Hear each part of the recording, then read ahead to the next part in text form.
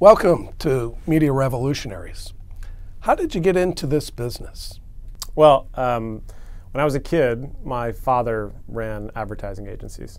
So I was a very strange kid in that I always liked the commercials better than the programming on television. And my father and I would always have conversations about what makes a good advertisement on TV. And when my father would take your kid to work day, I'd go in and I'd meet all of his colleagues and friends at the advertising agency.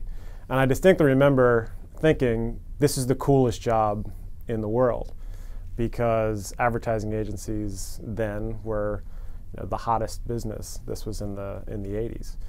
And his colleagues were all the smartest, wittiest, funniest people I knew. And so I grew up thinking, I want to be in advertising just like my dad. What's been your greatest setback to date, and how did you deal with it? Well, I worked in the late 90s into the early 2000s. I was part of the first bubble. So I worked at a digital agency called iExcel, which was one of the original digital agencies that at some point was worth well over $1 billion. And then I worked at a startup. And in 2001, all of that came crashing down. And I lost my job, along with many other people that were either working in startups, internet startups, or in digital advertising. So I would say that was my biggest setback, because it felt like all of what we had built up, all the momentum that we had built up in the digital advertising business came crashing down, along with various other things that were happening with world politics and the economy in general. But I turned that into an opportunity, and I decided it was a good time to go back to business school, because there weren't many jobs then. And I went back to business school, and that turned out to be a great opportunity. And by the time I got out, things had recovered. Not fully, but partially recovered. Sounds like your father could have been a mentor. Have you had mentors over the course of your career? Yeah, I've had lots of mentors along the way. I mean, my dad has always been a great mentor of mine.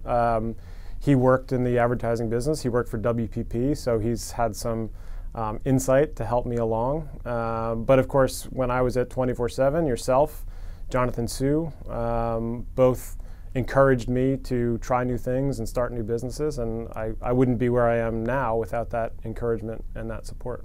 Why would you recommend that young people get into our business? Well, I think that it's funny, careers sort of ebb and flow, and when I was getting out of college in the early 90s, everybody wanted to be an investment banker. That was the hottest thing you could possibly do.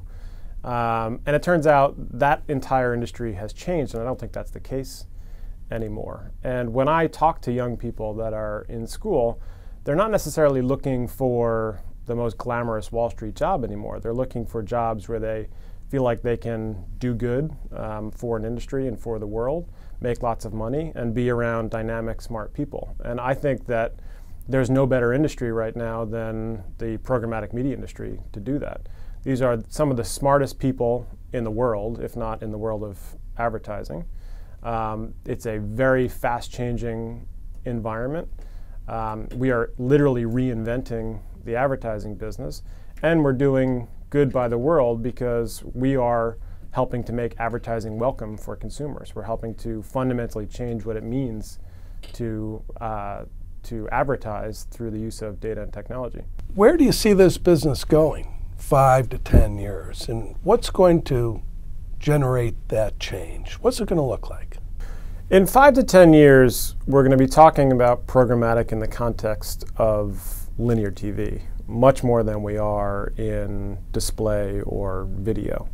There are some big challenges to solve with the linear TV feed and how to make that addressable, including how do we plan TV with data? How do we serve an ad into a set-top box? How do we measure it? How do the economics change within the industry?